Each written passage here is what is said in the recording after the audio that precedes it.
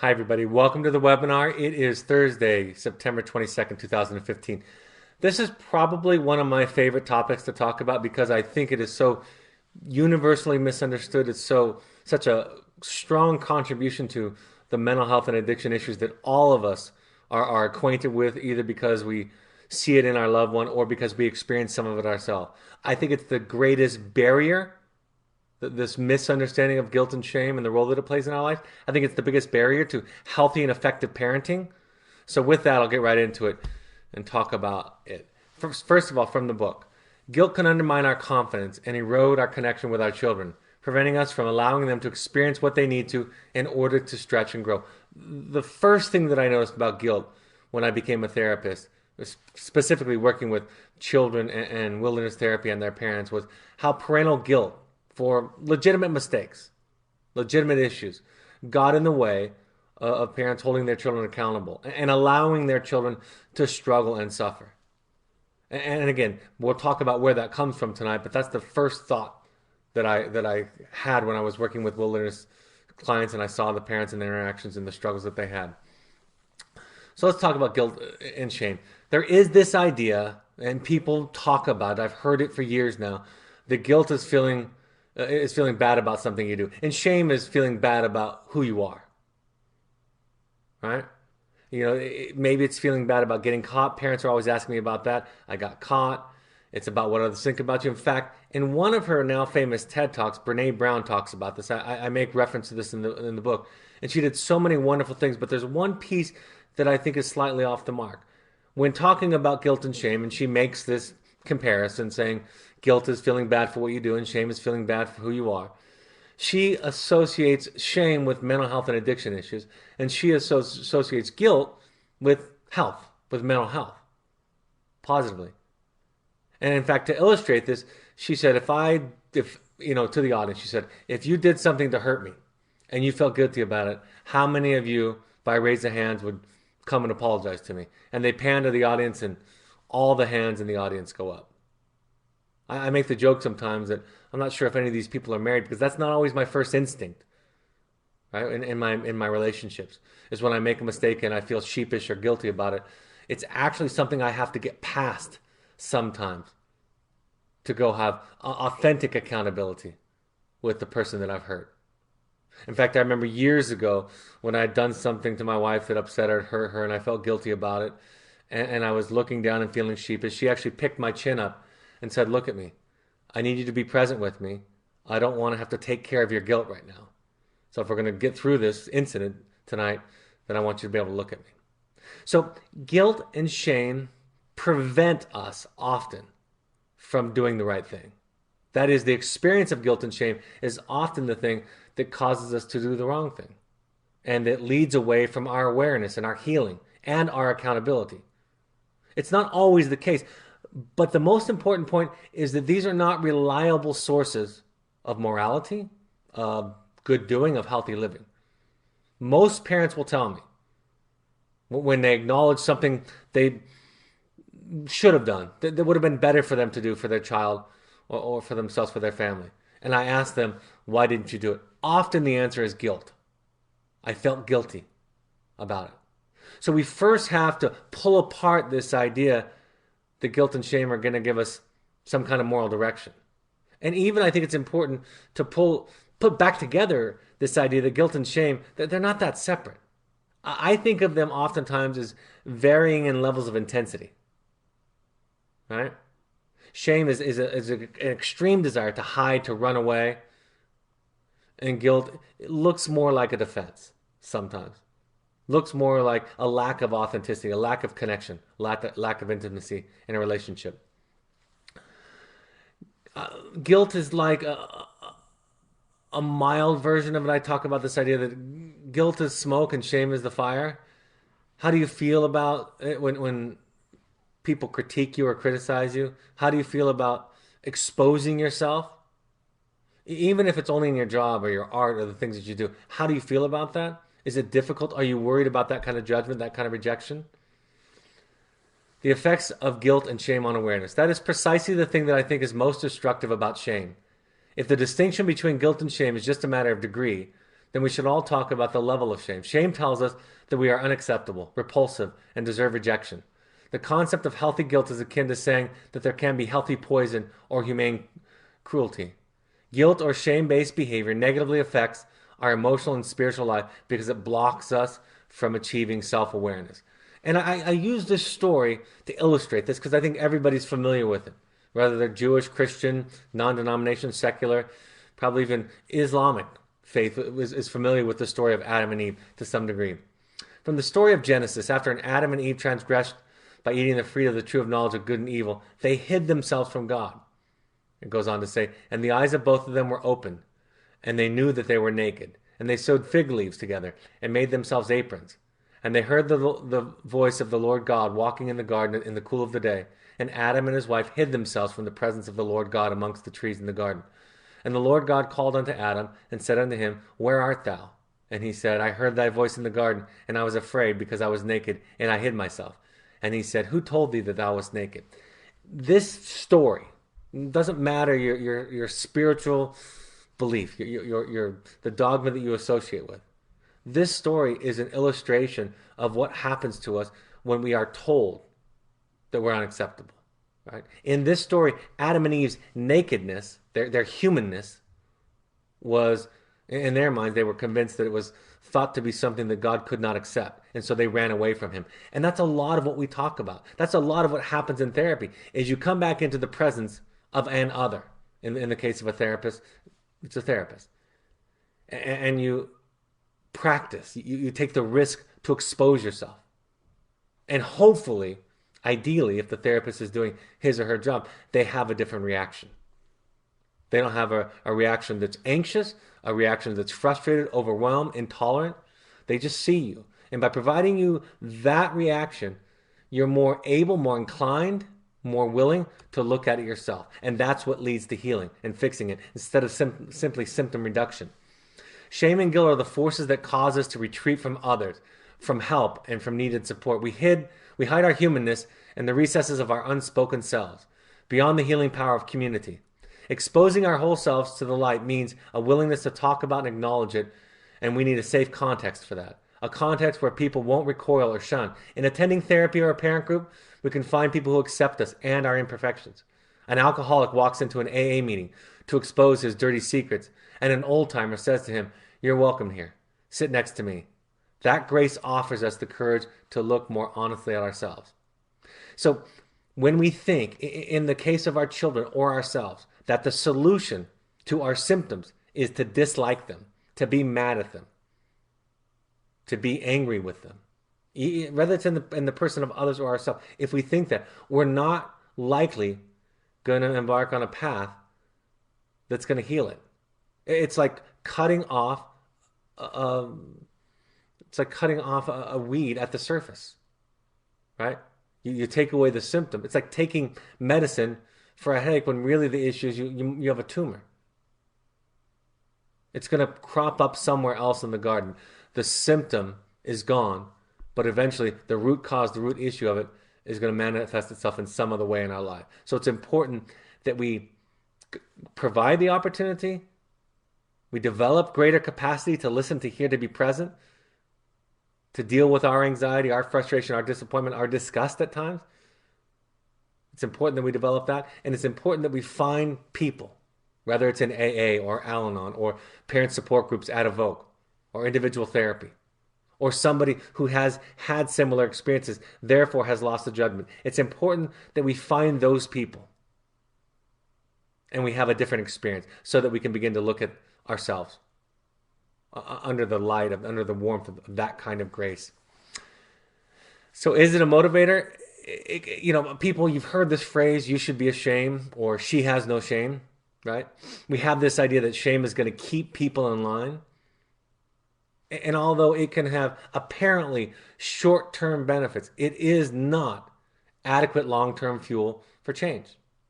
That's why I see clients and students in our group in the first couple of weeks express incredible amounts of remorse and regret. And then weeks later, we see them demonstrating the same kinds of behaviors that they did prior to coming to Evoke.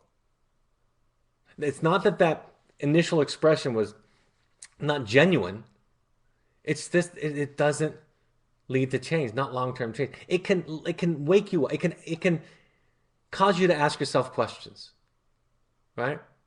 But it can't lead you. I was just talking to some of our therapists in our supervision call that we do, where we talk about cases, but most importantly, we talk about our relationship to our clients and to the parents that we work with. And one of my therapists was saying that she thinks that one of the questions that she gets asked most often by parents is, is my child being sincere?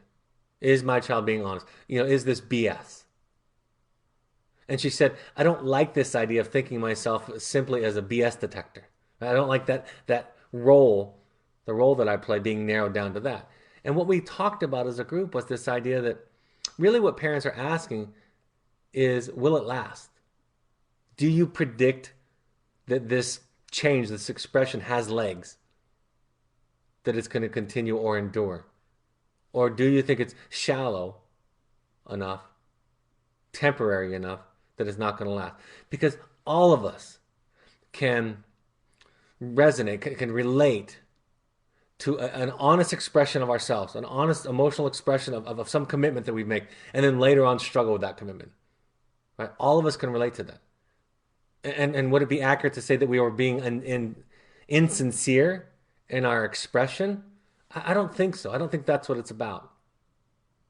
Right? I think it's something entirely different.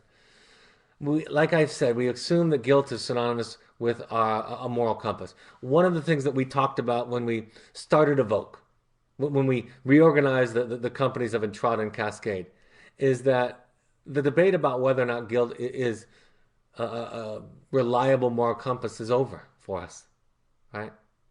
We're not going to, with our clients, with our parents, use guilt to motivate them. We're going to try to extinguish or pull out of them that guilt so that they can heal. We're going to express with all of our clients and parents the utmost compassion. And through that compassion, like I described earlier, we believe that the parent or the child can have a greater capacity, can develop a greater capacity to look at themselves honestly, because there's no shame, there's no guilt. Harriet Lerner, and a lot of you have heard me quote her before. She's the one that wrote the book Dance of Anger, and I've done a webinar on it. It's one of my favorite books. And she makes this point very well in there when she talks about the anger and the resentment that people feel and how stuck they get. And she said, we're going to have to learn how to feel guilt and do the right thing anyway. I remember in my own therapy several years ago, I've been to therapy most of my life, and I was going through a particular challenge at this time in my life in my relationships, and I would have a wonderful session again, feel like I was found by my therapist, and then I would leave the session, and it wouldn't be long, even the drive home, before I would start to hear the noise in my head, hear the voices, feel the pressure, feel the pull, to not be authentic.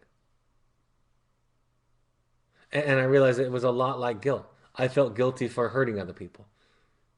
I felt guilty that what I might say, even if it was from a place of love and authenticity, could be experienced as painful.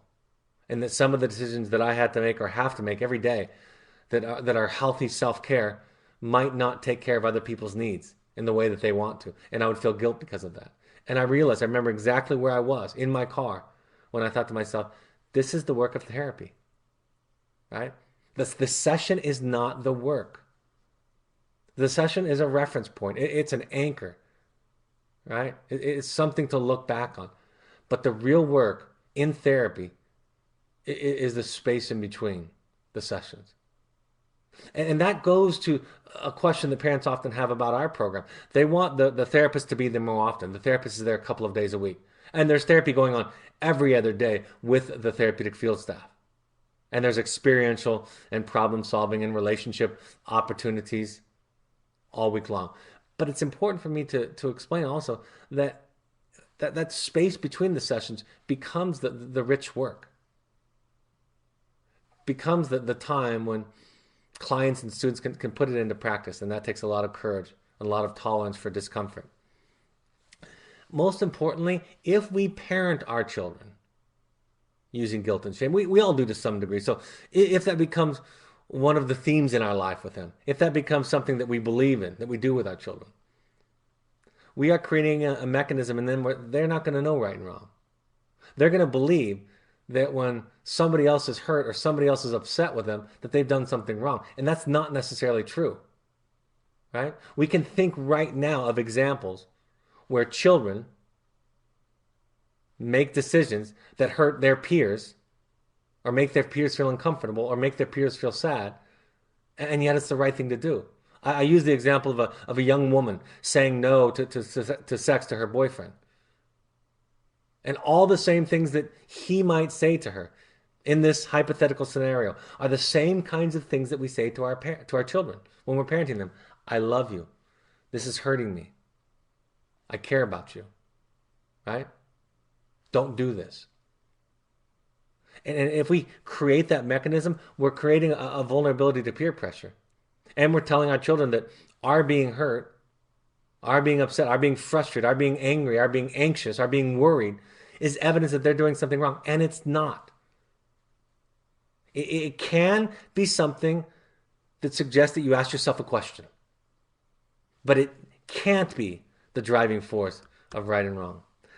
In the book, and I have a webinar where I talk about the shame cycle, it simply illustrates this cycle that we go through. And we'll start at the top. There's a capacity in a child, in a person, a sensitivity, a capacity for empathy, an ability to perceive what other people are thinking and feeling and wanting.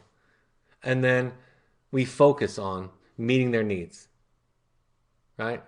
And what happens is we start to get this sense of inflation that we are good because we're making the other person smile, making the other person happy, making the other person proud.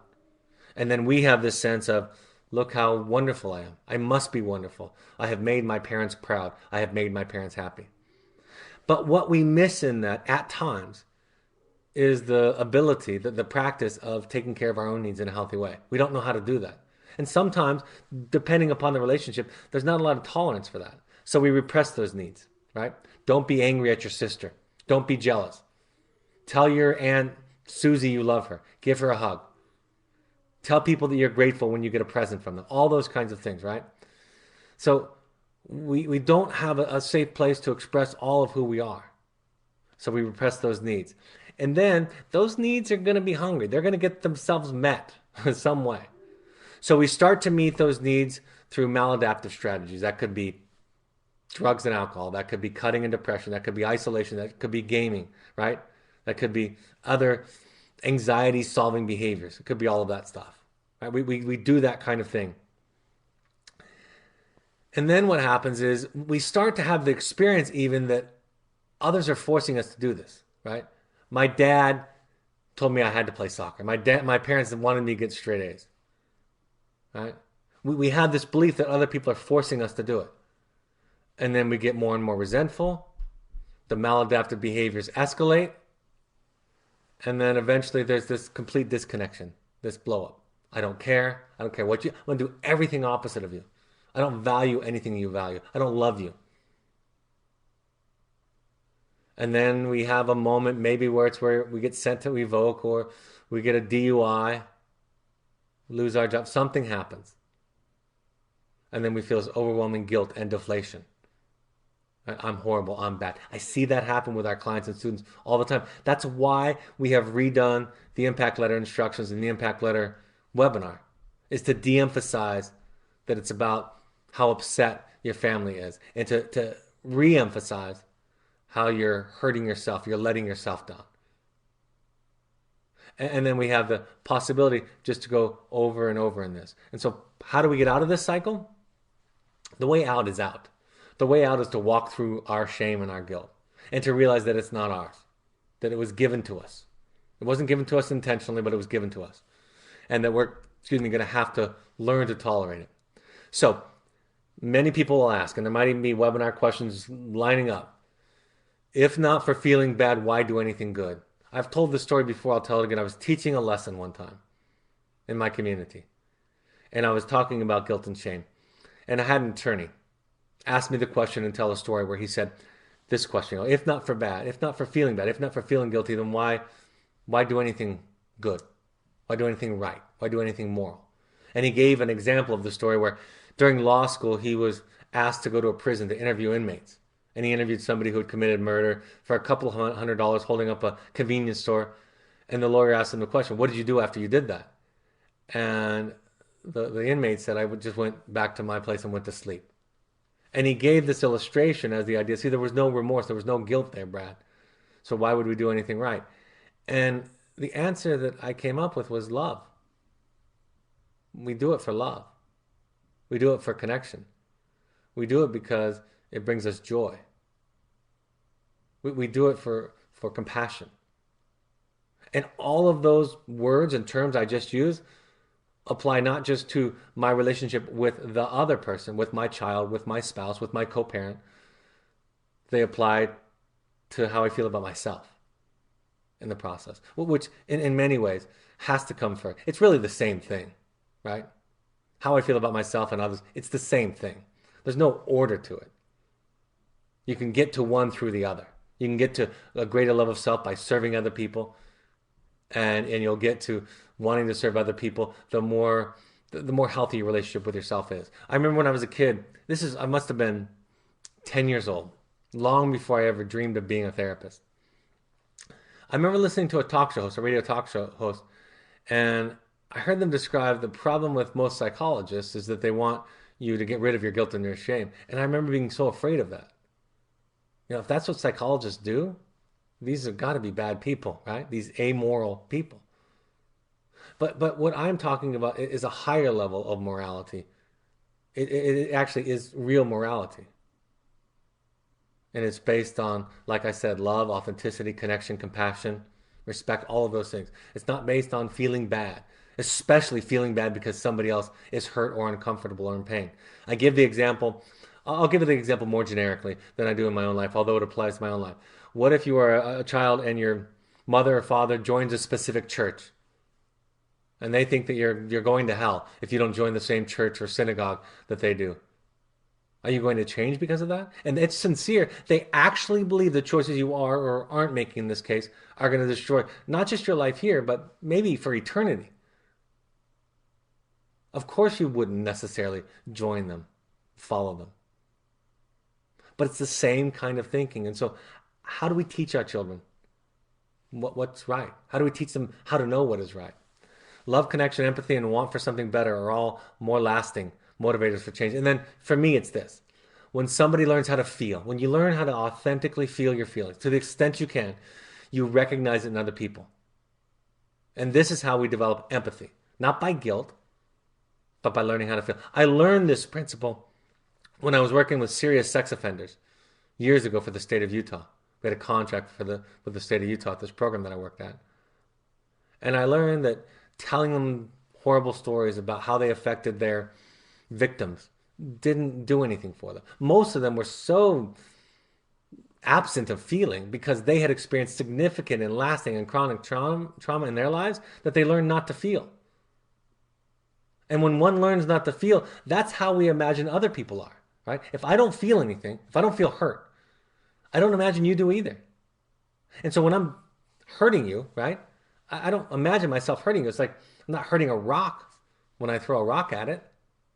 And so you're more like a thing because I've turned into a thing. So learning how to feel, that's the doorway.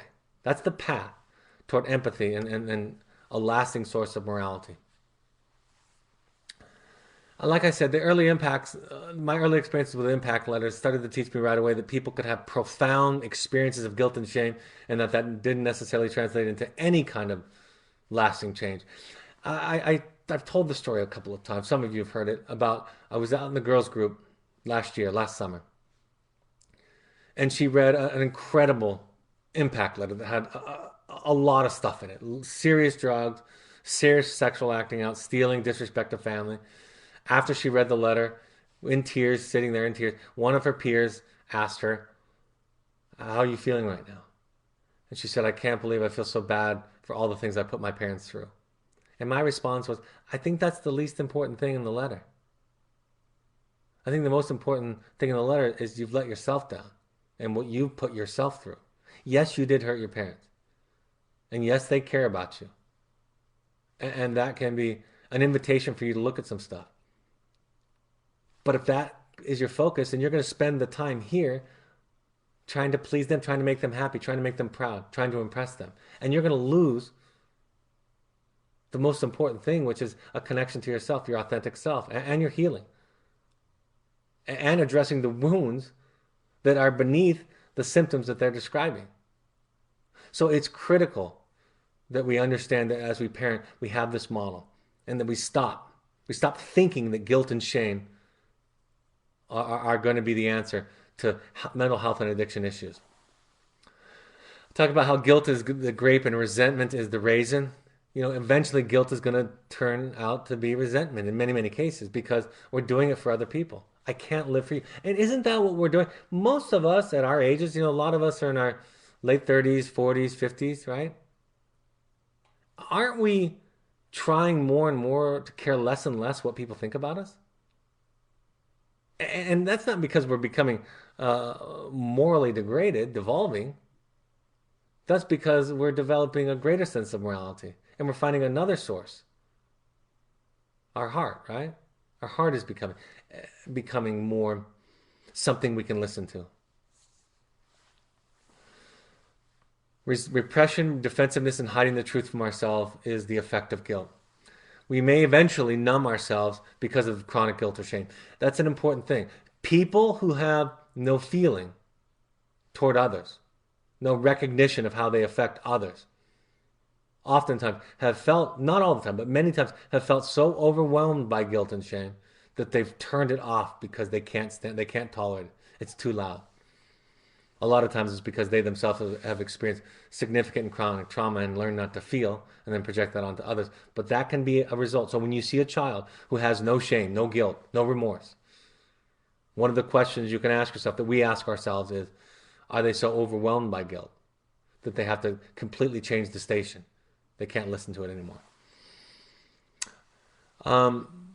This idea of losing our moral compass, I think I've said enough about that. We're not going to lose our moral compass. We're actually going to gain it. Being good, this is another piece I've been talking about in the last couple of webinars, last couple of weeks.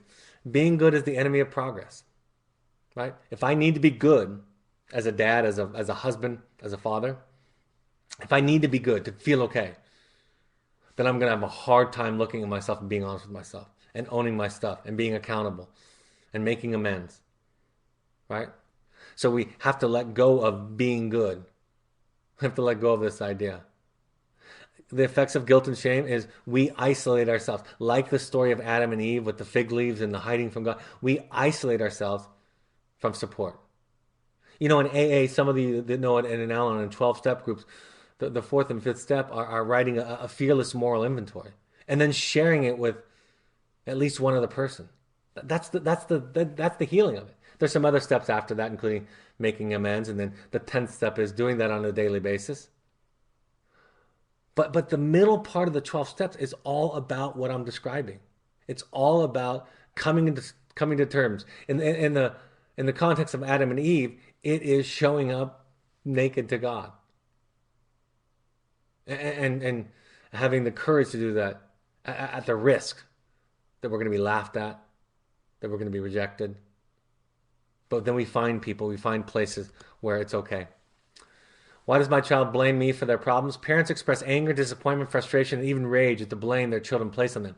The mistake of applying cause and effect logic to parenting when our children struggle is one way we might teach them to blame us, right? So that guilt that we have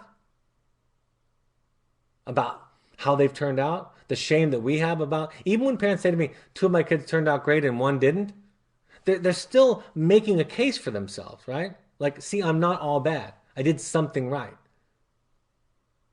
When we do this work that I'm describing, that's not even in the equation. I've said this before, and I believe this. I don't know that I've ever heard a really great parent say that they're a great parent. I don't know that I hear good parents say, I'm a good parent. When I meet parents that say, I try, I make a lot of mistakes, I'm learning a lot, I'm better at some things now than I was before, I have a weakness in this area, my biggest problem is in this area. That's what a healthy, quote-unquote, good parent sounds like.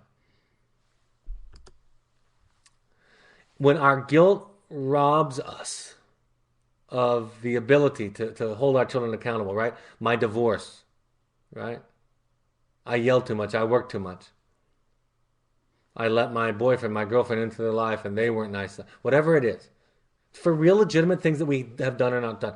When it robs us of our ability to hold them accountable, to be a boundary, to be firm, to be strong, when it prevents us from allowing them to struggle. We rob them of important and critical opportunities that build self-esteem. We essentially say, you're beyond, I mean, you've been so hurt, so injured, and you're so fragile that I can't hold you accountable. You're so weak, I can't hold you accountable. It's okay to have compassion. It's okay to be sensitive. It's okay to be empathic. It's also okay to have a boundary and to not let our compassion, our understanding, our recognition of things we have or haven't done rob us and them of an important process. Guilty parents teach blame and model narcissism. You can't be to blame. You can't blame yourself for everything that you do and then not blame your parents, right? It can't work that way. And so many of the parents that I work with will say, well, I never blame my parents. But then they're struggling and walking through their own blame and shame. See, the shift is I can be accountable without shame. I can say I make mistakes. I made one today. I made one yesterday. I'm going to make one later this evening. And I can recognize it and I can look at that and I can work on that. But it's not going to be debilitating to me. Sometimes it's this flooding technique. Sometimes I'll just overemphasize. That's why I use the idiot intervention with parents. Ask them to be an idiot. That's why I say some of the provocative things I say about how we screw up our kids sometimes. Just to erase the whole idea of us trying to get it perfect or right. That is going to get in the way of us getting it better. Um, Here's the take homes. Avoid the temptation to use guilt and shame to modify behavior. And it's not just the obvious. It's the sarcasm, right? It's the questions that aren't questions. Why did you do that? I can't believe you did that. Really? It's that kind of stuff. When we're telling them how we feel, so then they will change their behavior to make us feel better. I'm so upset. I'm so worried. I'm so disappointed. And you've seen it in their eyes. They just say, get away from me. And then our reaction, our belief is in that situation, they don't care. No, no. They're just trying to say, it's not my responsibility. Your happiness, your peace, your serenity, your anxiety, it's not my problem. That's your problem. I got my own problems over here. And if I got to take care of your self-esteem and your sense of well-being, that was your parents' job. Sorry they didn't take care of that. If I got to do that, I'm going to be so overwhelmed. I got enough problems on my own. Own your feelings. Talk about your feelings, but own them. And when I say own them, I'm not just saying say I feel and talk about, but make it your those of you, and I imagine there are a lot of you, and it's me. It's my work all the time. I have to go get my anxiety taken care of. I don't always vent to the person that I'm upset with. Not because I'm avoiding, but because sometimes I need to take care of that. That's my issue. If anxiety is debilitating me, my child has serious problems, and our children do have serious problems in this program. But I've got to manage my stuff, and that's my responsibility to take care of. Are you ashamed of this part in your journey? I think if all of us are honest, we'd say at times we are, right? We are ashamed, and we communicate that. You can talk about that. You can own it. You can admit it, and it's yours, and it's not theirs. You can even name it with them as they get older. Oh, I skipped one. Expressing it clear with and of them. I worded that a funny way, but it just means you express yourself. But you express yourself to get through your emotions and to not put it on them and to own them. Parents will ask me, what should I tell family members? I had a student one time who asked his parents, what are you telling family members? And they became all apologized. This was a parent-child phone call from the field. And they became very nervous and scared. No, we're just being general. We're just telling people you're away at school and all this stuff. And he said, wait a second. You don't need to say that. Are you embarrassed? And then they were afraid again and said, no, we're not embarrassed. We're not ashamed. He said, it sounds like it's okay. It sounds like you are. And I'm not. And you don't have to lie to them or beat around the bush. If you feel uncomfortable, you can do that, but I don't need you to do that. And if you are embarrassed, I hope you figure that out. I mean, that's a student. That was an adolescent boy talking to his parents. So we need to own. It's important for us to own and to work on that if that's true. And that's part of what this experience I think requires us to expand beyond the boundaries of our own family of origin, beyond the limits of what we thought was acceptable and okay. That's the part of the transformative process of being in this field as a therapist. I learned so much from the students, from the clients, from the families that I work with. I learned so much compassion. I learned non-judgment. I learned that people go to amazing places and face amazing things, are incredibly courageous about this process. And in that observation, I lose my judgment. I always like to think that our children are going to grow up in spite of us, right? They're gonna grow up. I had a parent one time, and I think I've told the story to you before. I had a parent she had been a little ways through this process, and she said that um, at first she thought that everything was her fault. She talked about the divorce, and it wasn't a very good divorce.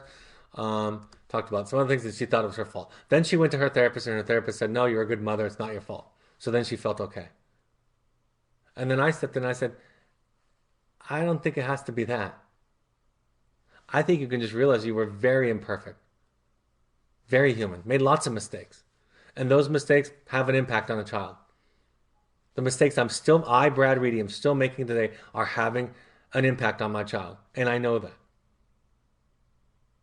And so it's not I'm a horrible parent or I'm a good parent.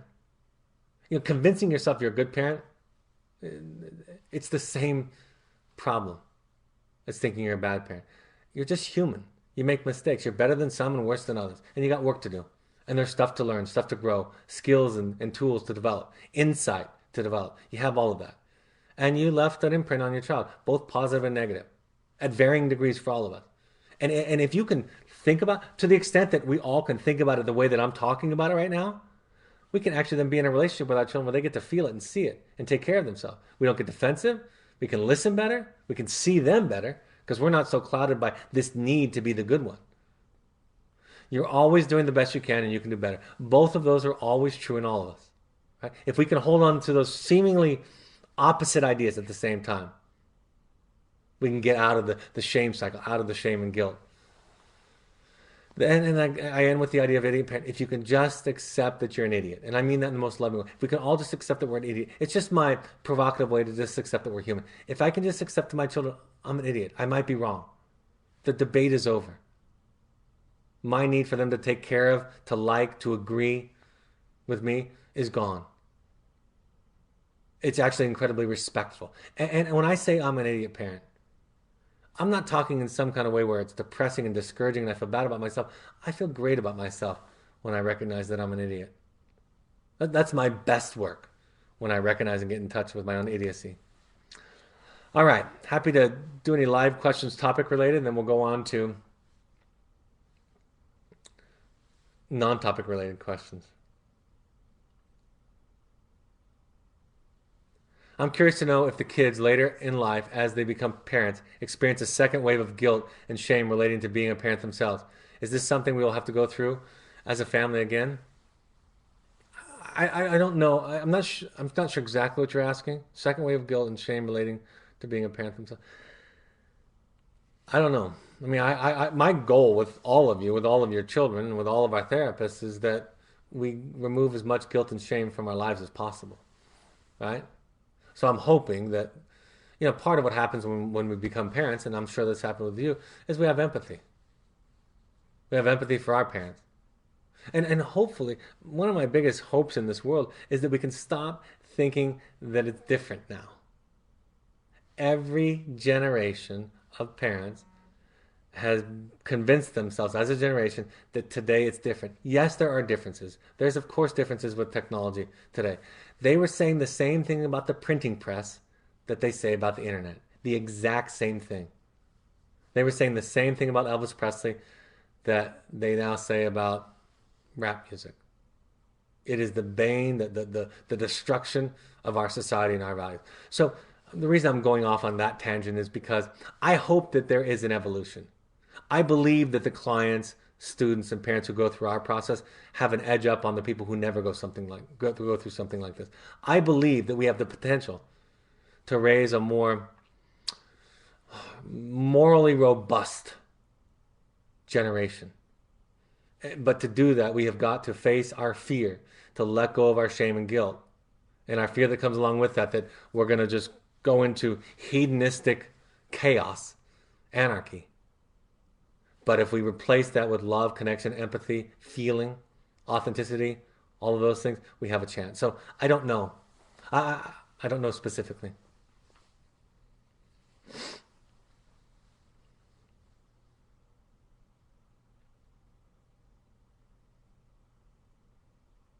What is our role or value receiving and extending forgiveness and addressing guilt and shame issues? Well, your role is to forgive always, all the time.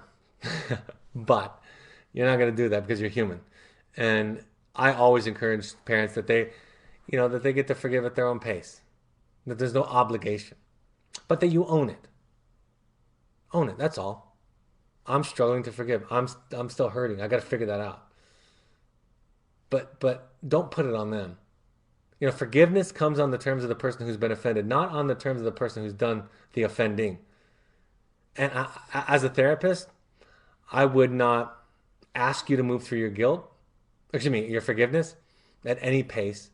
If you were struggling and seemed to be stuck in a non-forgiving place, I would explore it. There would be something there. There'd be some wound, some hurt, some fear, and we would explore it. But you see, part of what therapy does, and that's why this goes back to that radio interview I heard when I was 10 years old or whatever, is we have a whole different idea of morality when we talk about this kind of philosophy. We stop talking about good and bad. We stop talking about right and wrong, and we start talking about hurt and defenses and wounds and symptoms. And so you look at somebody who's doing horrible things to other people and to him or herself, and what you know as a therapist is they're not bad or evil, because most therapists don't believe in bad or evil. They believe that that person is hurting and sick and symptomatic, and maybe very difficult to reach even. But it takes it. We're not priests or rabbis, most of us, right? We're therapists, and so we work with healing, and we work with hurting, and we work with symptoms. So my answer to that is you go through, you own it, ideally own it. Own the forgiveness is yours. Don't put out this level they have to get to so that you can forgive them. You get to own it. You get to decide when you let it go. You get to decide at your pace. And if I'm accountable and I've hurt you, I don't try to sell you on anything. I don't need you to forgive me. I don't need you to move along toward forgiveness at any certain pace, right? If I'm accountable, I understand. I recognize. I look at myself. And I don't try to sell you on the fact that I'm trustworthy again. And so many parents get hung up on that idea that they need to forgive their children to give them self-esteem. You just got to own it as yours and not about them. And if they're accountable, they'll be okay with it. If they're not accountable, they're going to be very anxious and eager for you to forgive them. And they're going to believe that they need to be forgiven to feel okay. And that's not true.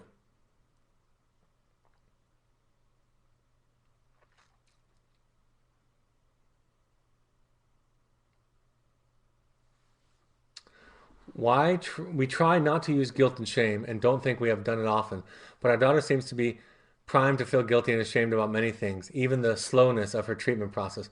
How can we communicate to her that we don't blame her or think she should feel guilty? Don't use the word should. Eradicate that from your vocabulary. I'll answer this in a couple of ways. Instead of telling what she should do, see, let me do this. Let me try this with you. And I don't know you, so if it doesn't fit, it doesn't fit. Instead of saying she's having this problem that she feels ashamed and guilty and can't let go of it, and she's even beating herself up over the slowness of her treatment process, instead of you needing it to be different, just embrace it and replace your concern and your anxiety about this with curiosity. I'm curious. What does that do for you? Where did that come from? I'll say to people often, if you want to know how I feel, I'll tell you. I had a colleague sharing with me recently about some anxiety and depression that he was dealing with, and he was beating himself up for it. He's a friend of mine. And I said, without trying to remove it, I said, you want me to tell you my experience of being around you when you're depressed and anxious? I'm okay with it. I'm worried about it for you because it seems really unpleasant, but I don't need you to be different. I don't need you to be not anxious or quicker. So you can talk about your experience, right? Just talk about I I don't I don't need a certain pace. Looks like you're struggling. I have compassion. I care. I'm sad that you're sad, but I don't need you to get better. I would want you to because I think you might be happier, but I'm not sure that beating you up or us being mad at you or upset or impatient with you would help anyway. And if I was that way, that'd be about me anyway.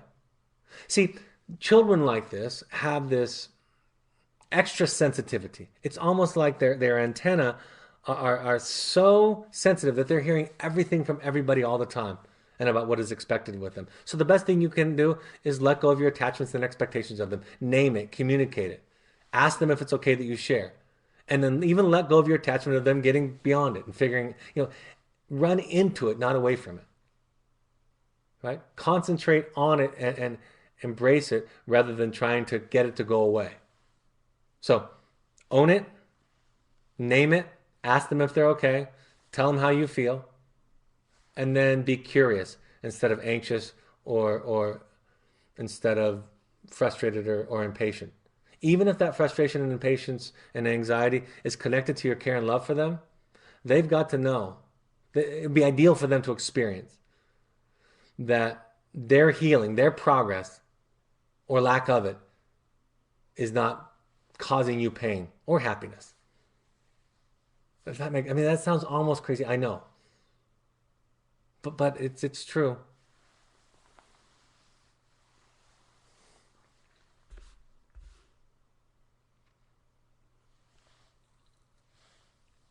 Do you find guilt and shame is greater in southern state families? Huh, that's a good question. It's different, I think. It's different in different parts of the country and different cultures, and there's a certain there's a certain thing about Southern families that they don't like to air their dirty laundry. And people from Southern California, where I grew up, they're more comfortable with their dirty laundry. But there's different kinds of guilt and shame. There's religious flavors to certain kinds of guilt and shame. Other, New York City or Southern California, Los Angeles, they might be ashamed of different things, right? Where I grew up in Southern California, there wouldn't be a lot of shame about going to therapy as much as there would maybe in Alabama. But you better believe that what kind of car you drive is important in Southern California. Look at the cars that are driving around Southern California, and how you look is important. So there's shame there. So it has a different style. And definitely, I had an experience. People from England don't like to talk about their feelings, and these are generalities again. You see trends in different cultures, even different parts of the country, different religions.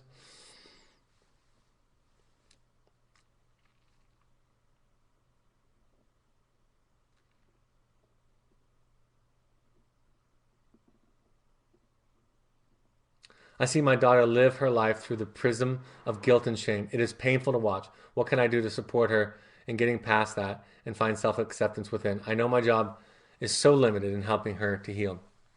I mean, I like that last part that you say because, there's a lot more of what we maybe don't do that will be helpful than what we do. You know, I think the best thing that you can do, all of you can do to help your children is to work on your shame and guilt, to work on yourself. If they know that they're not the only ones that are struggling, if they know that they're not the only ones that don't have all the answers, if they know that you're making your life your project and instead of their life being your only project, that's really helpful. So show up vulnerable, go to therapy, go to an Al-Anon meeting, walk into places that feel uncomfortable. Come to our parenting intensives, our individual intensive, stretch yourself in that way, and then talk to her about how hard it was. Because this is hard stuff. So make your life your project, do your own work. Tell her that you're even struggling with letting go. It's hard to watch. And sometimes I lack the capacity to watch at close range. But that's because of me. And just it's so ironic because talk about you, your struggles, your journey, your work, your activities, what you are doing, what you're not doing, what you're doing well, what you're not doing well to improve your life, all those things. What you don't know, what answers you haven't figured out. Give examples of times where you care what people think about you. Give examples where you care about peer pressure, where you care about fitting in or, measuring up to the Joneses. Do all of that stuff. Give her a problem that you haven't solved yet. Those are wonderful. To be vulnerable is the best way to be safe for her. And then try to embrace her journey. Try to let your anxiety and discomfort of it be something you manage, not something that she has to manage or that gets communicated to her. It's not an expression of your love. Not after it's said once or twice. It's just pressure. It's just another thing that she's doing to hurt people that love her more than anybody in the world. And this is another burden. And make that your burden.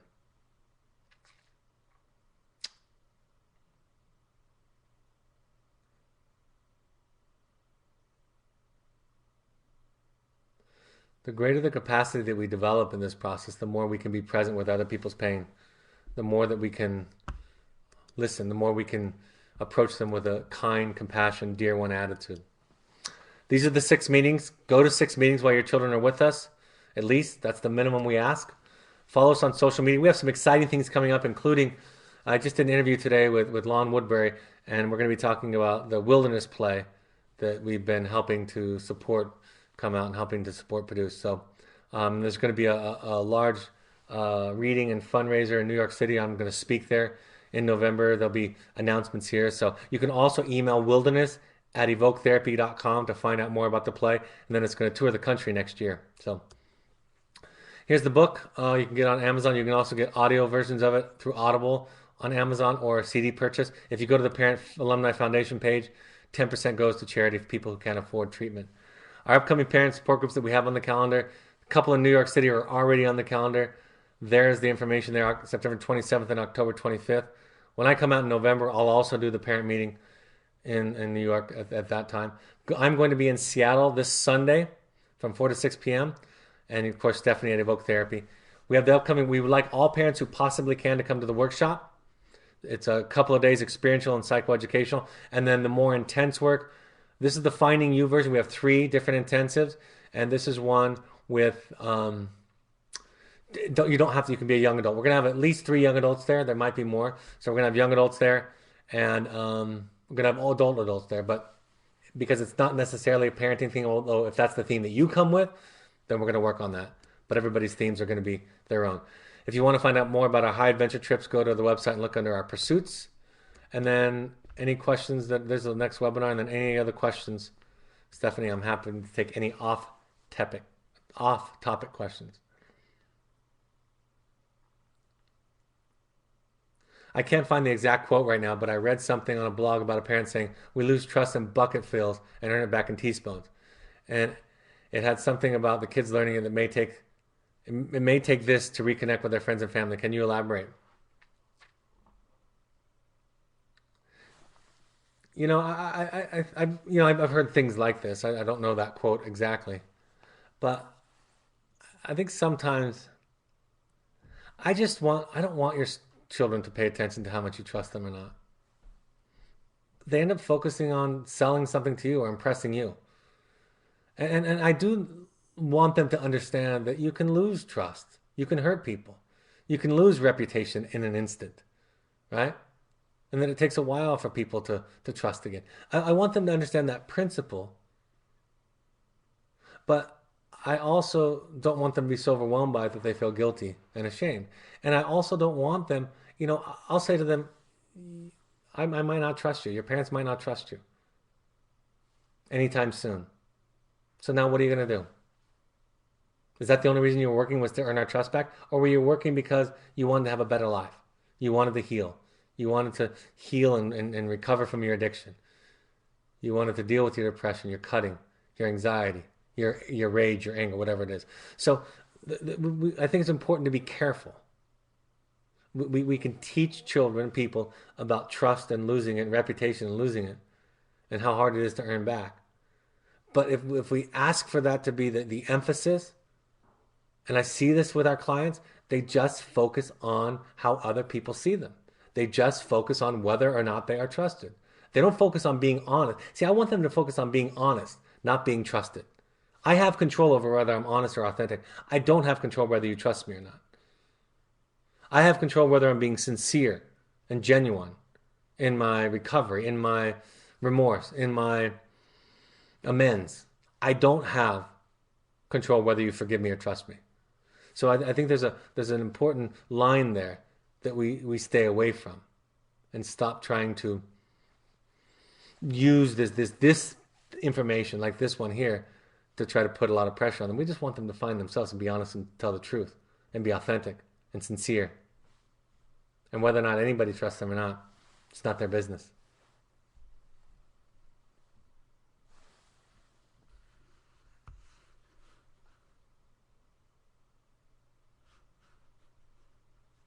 I think that's it.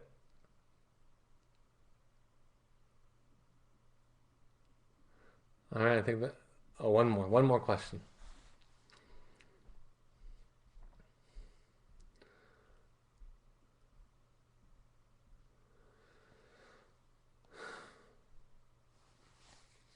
It's taking a while for them to queue it up.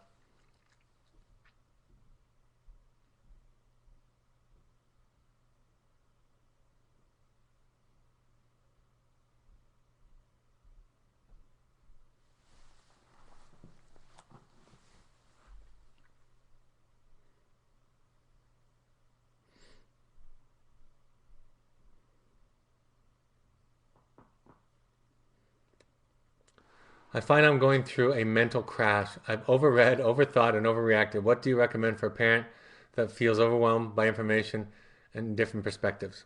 My therapist tells me to go stare at the wall.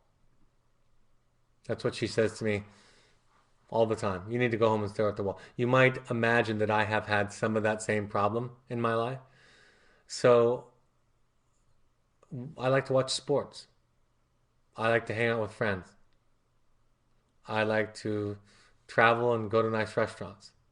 I like to run and exercise, get a massage. So you need, we all need to feed ourselves. And sometimes feeding ourselves is some of this information. But sometimes it's just getting away and being what people might consider as selfish. It's not. Selfish is just a word we use to try to shame people when our needs aren't getting met. I didn't even talk about that tonight, so I'm glad that came up just now. But be selfish, be self-centered, take care of yourself, and it doesn't have to be a self-help book or a finding you intensive. It can be staring at the wall or binge watching an episode, some show on Netflix. Right? Be unproductive. That's what I would suggest. Take a therapy vacation, and that's an order. All right, guys. I will talk to you Thursday evening. I'll be back on Perspectives and Expectations. That'll be this Thursday, September 24th, 6:30 p.m. Mountain Time. 6:30 p.m. Mountain Time. So see you. Oh, I'm sorry, Stephanie. That's wrong. It's 7 p.m. Mountain Time. It's 7 p.m. Mountain Time on Thursday evening. I wrote that wrong. I apologize. 7 p.m. Mountain Time this Thursday, the 24th. All right. Take care, and I'll see you then. Bye bye.